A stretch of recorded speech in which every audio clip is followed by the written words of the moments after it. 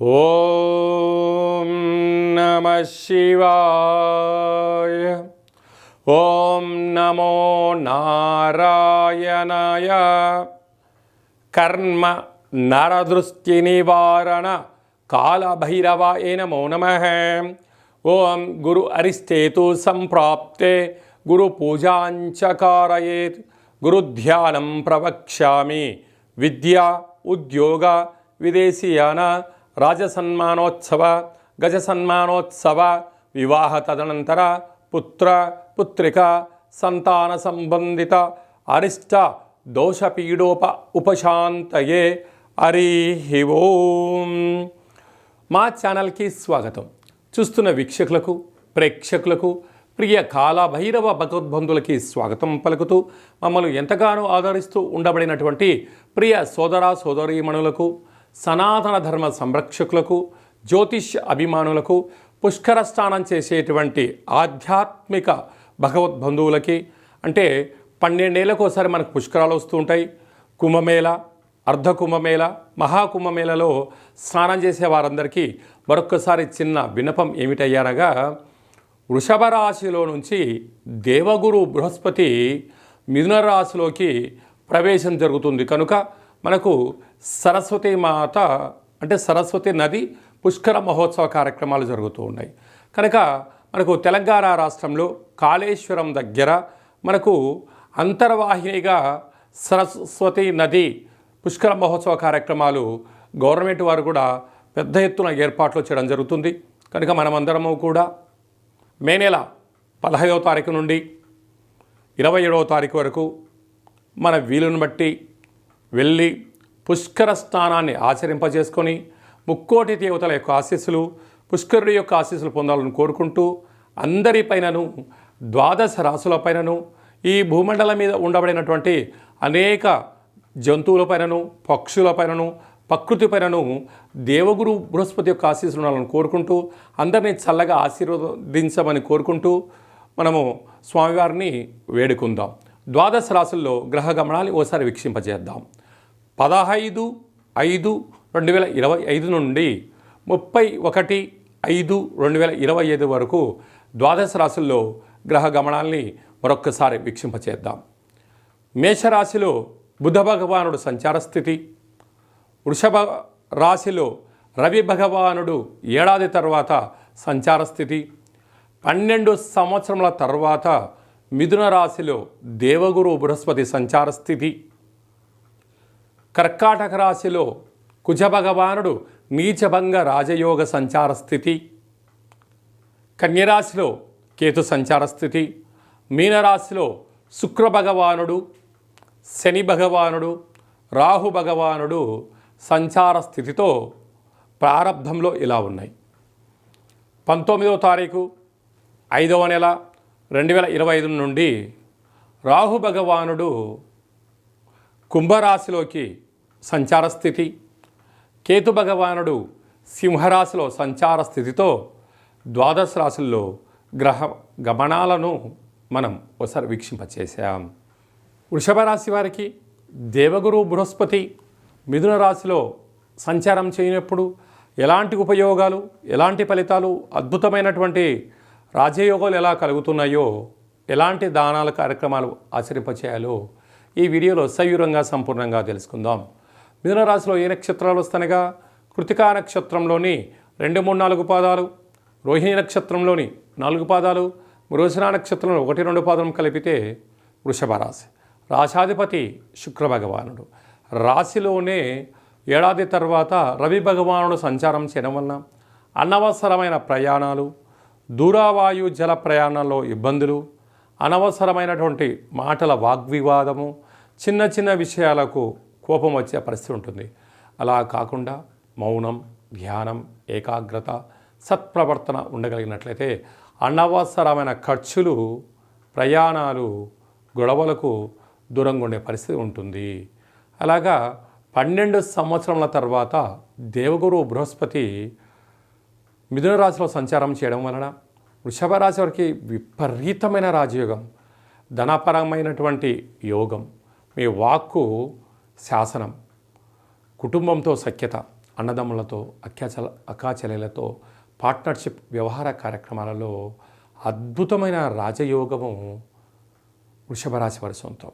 మీరు ఇంకనూ విజయం సాధించగలగాలి అన్నట్లయితే ఆ పుష్కర స్నానం చేసి అన్నదానం చేయడం, అక్కడ హోమ కార్యక్రమాలు జరుగుతూ ఉంటే నెయ్యిని దానం చేయడం, అలాగనే స్వామివారి యొక్క సేవ, ప్రవహించే నీటిలో ఒక కొబ్బరికాయను వేయడం వలన మిథున రాశి వారికి విపరీతమైన ధనకనక వస్తు వాహనాలలో తిరుగు ఉండదు అని చెప్పి కూడా గమనించాలి. అలాగా తృతీయంలో కుజ భగవానుడు సంచారం చేయడం వలన తల్లిదండ్రులతో, అన్నదమ్ములతో, అక్కాచెల్లెలతో పార్ట్నర్షిప్ వ్యవహార కార్యక్రమాలతో మౌనంగా ఉండడం, వినడం, చిరునవ్వుతో స్వీకరించగలిగినట్లయితే మీరు మరో మెట్టు ఎక్కేటువంటి పరిస్థితి చాలా అధికంగా ఉంటుంది. సంతాన స్థానంలో కేతు సంచార స్థితి ఉండడం వల్ల పుత్రికా సంతాన యోగం. ఏకాదశంలో త్రిగ్రహ సంచార స్థితి వీరికి పట్టిందల్లా బంగారం అవుతూ ఉంటుంది. కనుక విద్య, ఉద్యోగ, విదేశీయాన, రాజయోగ, రాజసన్మాన మహోత్సవ కార్యక్రమాల్లో సత్ప్రవర్తన చాలా అవసరం అని చెప్పి గుర్తుపెట్టుకోవాలి. వ్యయంలో బుధ భగవానుడు ఉండడం వల్ల నూతన కార్యక్రమాలు ప్రారంభిస్తూ ఉన్నతమైన విద్య, ఉద్యోగము, వ్యాపారాలు, నూతనమైన పెట్టుబడులు వీరికి యోగదాయకం అని చెప్పి కూడా గమనించాలి. అలాగే హోటల్ వ్యాపారస్తులు, చిరు వ్యాపారస్తులు, నీటి వ్యాపారస్తులు, అలాగనే ఆహార ఉత్పత్తులు ఏ ఏ కార్యక్రమాలు అయితే చేస్తున్నారో వారందరికీ చాలా మంచి కాలం ఉందని చెప్పి మే మాసంలో ద్వితీయార్థంలో ముఖ్యమైనటువంటి పండుగల గురించి క్లుప్తంగా, సవివరంగా, సంపూర్ణంగా తెలుసుకుందాం. మనకు విశేషంగా 20వ తారీఖున వైశాఖ మాస బహుళ అష్టమి, అలాగనే 27వ తారీఖున వైశాఖ మాస కృష్ణపక్ష అమావాస్య సందర్భంగా మనమందరము కూడా గృహాన్ని శుద్ధిగా పెట్టుకొని కాళభైరవ స్వామి స్మరణ, ధ్యానము, కాళభైరవ స్వామి అష్టకాన్ని వినడం, సునకపు మహారాజు గారికి ఆహారాన్ని ఏర్పాటు చేయడం, అలాగనే కాకి వాహన దేవతకు ఆహారాన్ని ఏర్పాటు చేయడం వలన సంచిత కర్మ, ప్రారబ్ధ కర్మ, ఆగమిక కర్మలు తొలగిపోతాయని చెప్పి గమనించాలి. అలా లేదు అనుకుంటున్న వారందరూ కూడా మన యొక్క దేవాలయంలో నిత్యము కాళభైరవ హోమ కార్యక్రమాలు జరుగుతూ ఉంటాయి. ఈ కింది నెంబర్ను సంప్రదించినట్లయితే మీకు వీడియో కాల్ చేసి స్వామివారి యొక్క దర్శనం చేయించి మీరు అనుకున్న అన్ని పనులు విజయం సాధించేటువంటి కాళభైరవ హోమ కార్యక్రమాన్ని చేయించడం జరుగుతుందని చెప్పి కూడా గమనించాలి. అదే కాకుండా మనకు 15వ తారీఖు నుంచి 27వ తారీఖు వరకు మనకు సరస్వతి నది పుష్కరాల సందర్భంగా వీలైనంత వరకు వెళ్దాం, స్నానం చేద్దాం.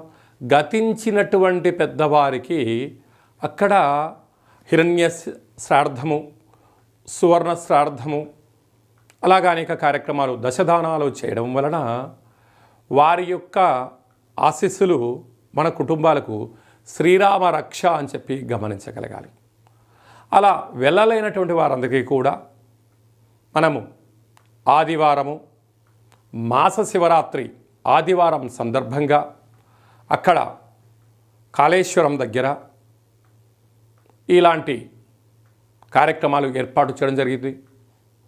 వెళ్ళలేనటువంటి వారందరూ కూడా మీ పేర్లు, గోత్రనామములు, గతించిన వారి పేర్లను వాట్సాప్లో మీరు పంపించగలిగినట్లయితే మీకు వీడియో కాల్ చేయించి చూపించి దండం పెట్టించి మీకు ఆ పుష్కర జలాన్ని ప్రసాదంగా అందజేయడం జరుగుతుంది.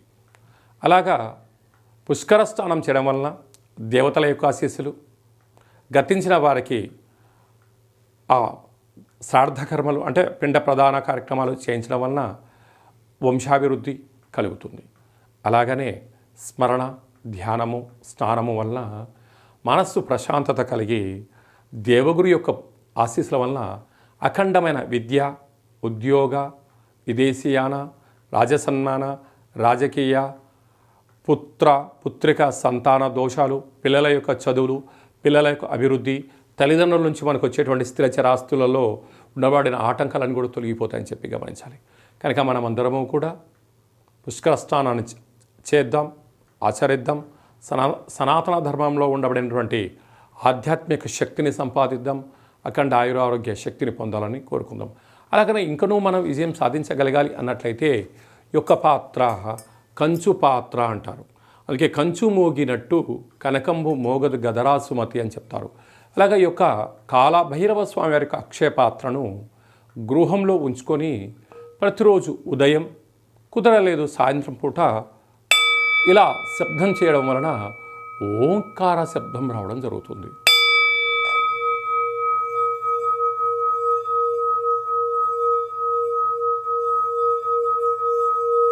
ఈ ఓంకార శబ్దాన్ని సృష్టించడం వలన వినడం వలన మన మనస్సు ప్రశాంతత ఉండడం, గృహంలో ఉండబడినటువంటి జ్యేష్ఠాదేవి బయటికి వెళ్ళిపోవడం, ఇంట్లో వాస్తుదోషం తొలగిపోవడం, మానవుని శరీరంలో చక్రాలు వికసింపచేయడం, మనం ఏదైతే అనుకుంటున్నామో ఆ పనులు అన్నింటినీ కూడా కాళభైరవ స్వామి ముందుండి నెరవేర్చడం జరుగుతుంది.